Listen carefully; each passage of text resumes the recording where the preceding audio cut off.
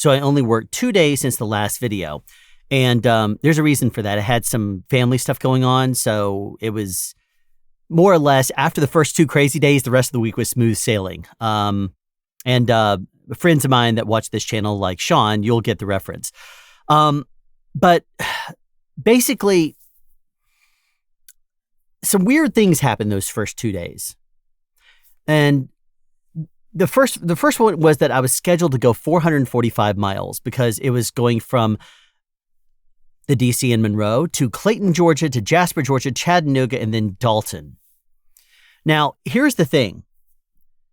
I don't understand the order of that because going to Clayton, no problem. That's just going, up there. You're there in like an hour and a half. Then to Jasper, not very bad drive right across.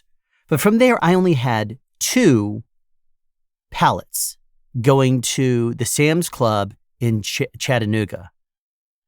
And then, oddly, I was making such good time. It was only like 1 something when I left Jasper.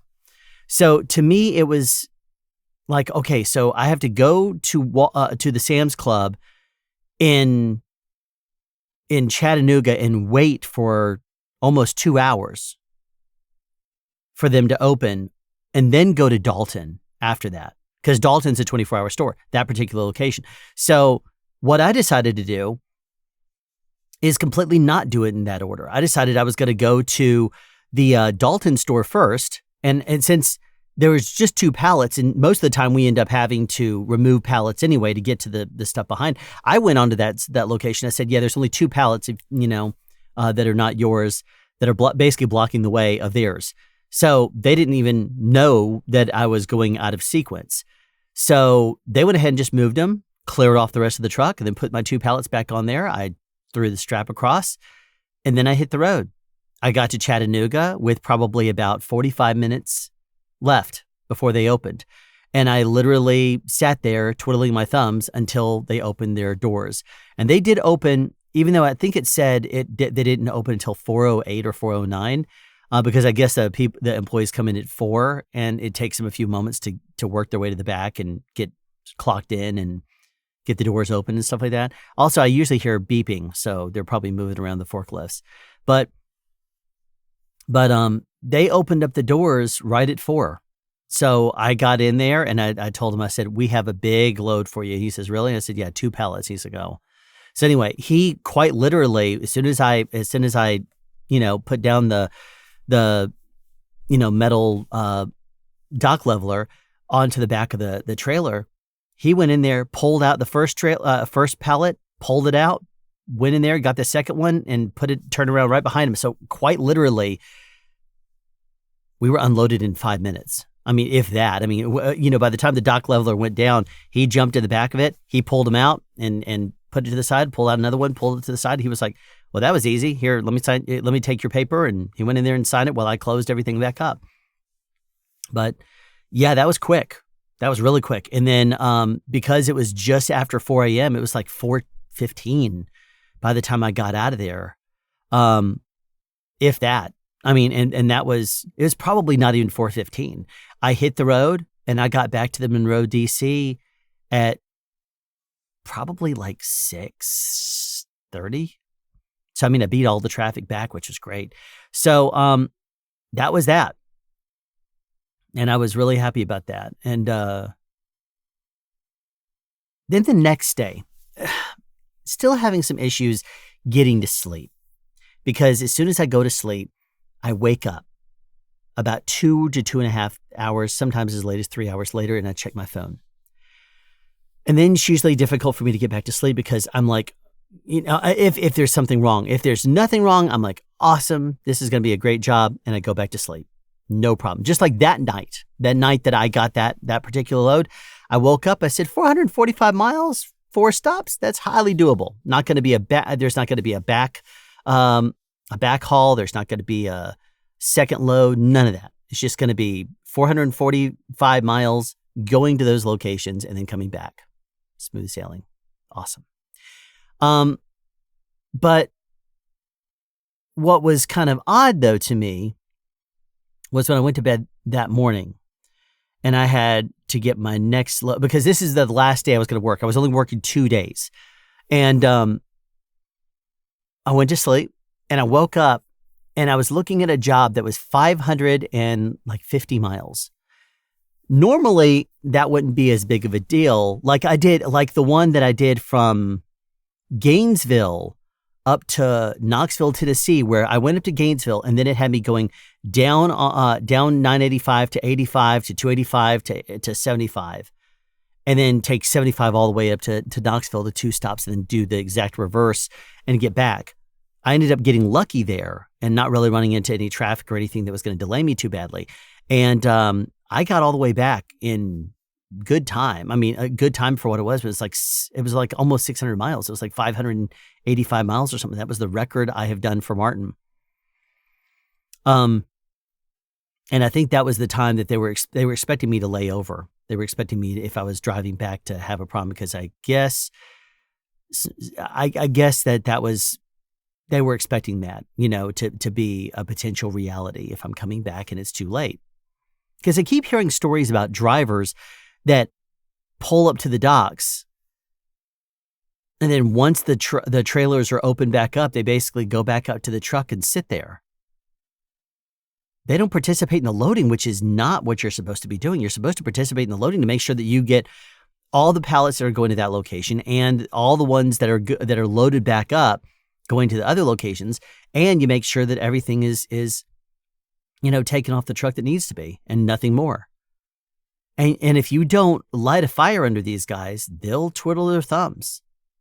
They'll also take extra time pulling the stickers off the pallets and putting them on paper. So people, to me, that go back and sit in their in the tractors are not doing their job. I don't think they're doing their job. It is more hands-on than that. You really need to be part of the loading process, or rather the unloading process. Even if it's pulling stickers and doing that to take it off of the employee, because if the employee is, removing the pallet and then has to find the sticker and then goes and grabs it and puts it on the paper and then marks it off, and then takes the pallet away, that's time. So what I do is while they're pulling the pallets off, I'm pulling the stickers on them. So as soon as the pallet's off, I have the sticker in my hand and I'm accounting for it and doing the paperwork part, while the employees are moving the pallets over there to be taken back. Unless there's a rare occasion where they have to actually manually do it back because there's no help. Now, the second day, when I got this 550 mile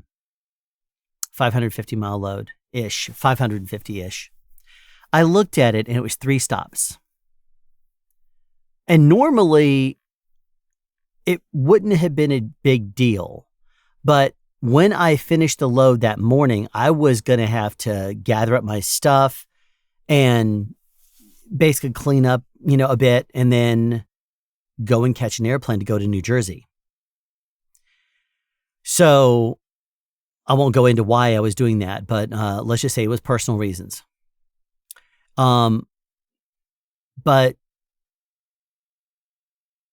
that 550 mile load wouldn't have been a big deal if it was mainly interstates and if all my stops were open. Instead, I got in at 7. I would have loaded up. I would have gone to, I think it was Waynesboro. No, that wasn't it at all. I think it was Milledgeville. Georgia. And then it was going to be Statesboro, Georgia, and then Columbia, South Carolina. And the Columbia, South Carolina was a Sam's Club. Now, going to Milledgeville, there's a bit on the interstate, but then you're taking a U.S. highway back road or a Georgia back highway, which is only 55 mile an hour. Then you would end up either going way out of your way by going up to the interstate and then back over and down, or you cut through on the back roads, which would still be about 100 miles. And that would be on U.S. and Georgia highways that would get up to 65 in only a short area. And the rest of it's going to be speed limit 45 or 55. And then from there is no interstate going from Statesboro up to Columbia, South Carolina. So it was always going to be Georgia and U.S. highways. And most of those are going to be speed limit 55 up to Columbia. Now, if I managed to get to Columbia and I was the first truck in line and got in there at 4, and it took me, let's just say, based on the load, it would have been probably, if they got in and they didn't start unloading, which is normal, until about 4:15, and I didn't get out of there until 5. It was about a 3-hour drive back in no traffic if there was no traffic in my way. The problem is this was a weekday. So if I would have gotten out of there at 5 and I got out of Columbia into Augusta would have slowed me down a little bit by the time I got there. It would have started to get a little bit slow. And they're also doing a lot of road construction on 20. So if I were driving back on 20 and I got into some road construction, I was going to be delayed. And this is best case scenario, I would have gotten back at 8. Being that it was my last day, I would also have to fuel up because I don't like to leave the truck for anybody else empty. So best case scenario, it would have been about 8:10, 8:15 by the time I got back. I wasn't optimistic about this. So I was like, if it wasn't a Sam's Club and it was mostly interstates, like if I were to have gone from Atlanta to Columbia, and then and the Columbia was a 24-hour store, and then I went from there down to, let's say, down 20 or no, not down 95, but I don't know. If it was 550 miles, it was almost all interstates, I would not have had a problem with it. The problem that I ran into is that it was a lot of the back road highways. And as I mentioned in the past, I don't go above the speed limit anymore, or set cruise control above the speed limit. Still, I'll go above the speed limit if I'm going down a hill, because the jake brake will kick in. If the speed limit is 55 and I have the third stage jake brake kicked in gear, it will slow me down at 59. Or if I'm at 65, then it will slow me down at 69.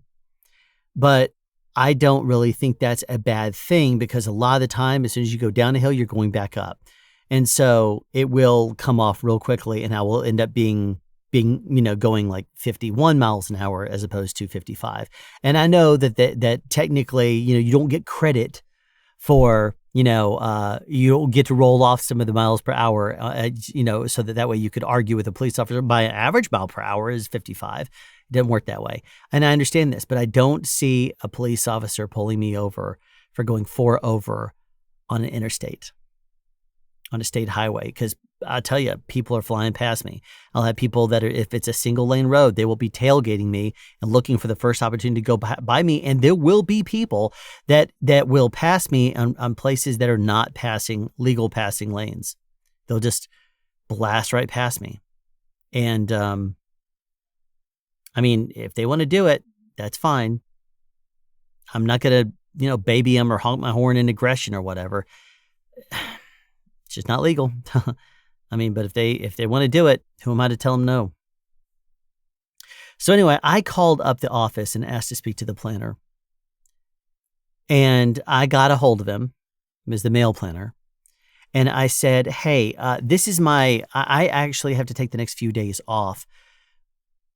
And being that my third stop is in Columbia and it's a 4 a.m. store, it would take me, if best case scenario, I don't see myself getting back before like 8:15. So since I start at 7, I said that would be best case scenario with no traffic, but I expect to run into some traffic being that I'm coming back, I'd be passing through Augusta. So if it'd be possible to give me another load that wasn't quite as far out, I don't mind the miles. It's just all these are back roads, and These are, and I don't think I'd have a fighting chance of getting back in time. And he said, okay, well, let me send you, send you something else. I said, what do you have in mind? And he said, I'm sending it to you now. And I said, well, let me look at it real quick, because I was going to see if there was anything I see. And I looked at it, and it was very simply 286 miles in the North Georgia mountains. It was Cornelia, Georgia, Blairsville, Georgia, Blue Ridge, and then back to Monroe. I like it up there. I like the North Georgia mountains. A lot of people don't, especially at night, but I don't mind them. Now, going from Cornelia to Blairsville, that's a fun drive, because there's parts when you go from Dahlonega up to Blairsville. That's when you go through the Blood Mountain Pass. But the road from Cornelia to Blairsville, it's like Blood Mountain is like this, except two big turns are really sharp, like 180 degree. But you do the Cornelia up to Blairsville, and there are parts that do this, and they're banked turns a little bit. And if you were doing it by day, you would have to use all the lane. You'd have to go all the way from the left, all the way to the right, all the way to the left to keep the off tracking from crossing over and wiping out a car or going off the side of the road. At night, though, there's no one up there. I mean, I still stay in my lane, but there's a couple of times when I see no headlights back there, and the roads are just really, really windy. And if I want to give myself go onto the line, I will do that. I mean, not like here's the line. I don't just sit there and ride the line, because I'm doing this. I will go right up to it like this. And as opposed to, snugging like that, I'll go actually onto the line. And that's when there's no one around. And even then, those roads are made for trucks. So even there are tight turns, as long as you hug the very outside of the line, the off tracking will mean that you're not crossing over the white line on the other side, as long as you use all the lane. So if there were cars out there, you wouldn't be able to drive onto the white line, but you'd have to stay just inside. But since there's nobody there, and because it's night and visibility is lower, I decided to do that, and it wasn't a big deal. So got all the way over there, did my Blue Ridge stop, and then went back. And because of this, because of me knowing the back roads and knowing the route that you take there, and a lot of those roads are speed limit 65 roads once you get on them. Some of them are 55, but most of them are 65. The ones that go through the mountains and stuff, those go all the way down to sometimes 25. But the roads are fun to drive, and those sections aren't very long, the really windy parts.